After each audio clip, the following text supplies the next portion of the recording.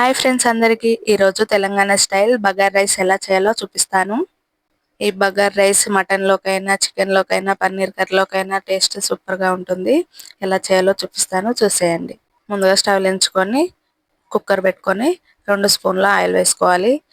1 spoon షాజీరా, ఇంట్లో ఉన్న స్పైసెస్ని వేసేసుకోండి. అలాగే సన్నగా కట్ చేసి పెట్టిన పచ్చిమిర్చి, కొద్దిగా కరివేపాకు, క్యారెట్, 1 స్పూన్ సాల్ట్, 1 స్పూన్ అల్లం వెల్లుల్లి పేస్ట్, కొద్దిగా కొత్తిమీరని వేసుకొని ముందుగా కడిగి పెట్టుకున్న బాస్మతి రైస్ని వేసేసుకోవాలి. వేసేసుకొని ఆయిల్లో మంచిగా ఒక 2 మినిట్స్ ఫ్రై చేసుకోవాలి. తర్వాత 2 గ్లాసెస్ బాస్మతి రైస్ తీసుకున్నాను నేను. 2 గ్లాసెస్ రైస్కి 2 గ్లాసెస్ వాటర్ పడుతుంది. 2 గ్లాసెస్ వాటర్ వేసి మంచిగా కలిపేసుకొని కుక్కర్ మూత పెట్టేసుకోవాలి. 1 విజిల్ వచ్చాక తీసేసుకోవాలి. చూడండి ఎంత పొడి పొడిలాడుతూ చక్కగా వచ్చింది బాస్మతి రైస్.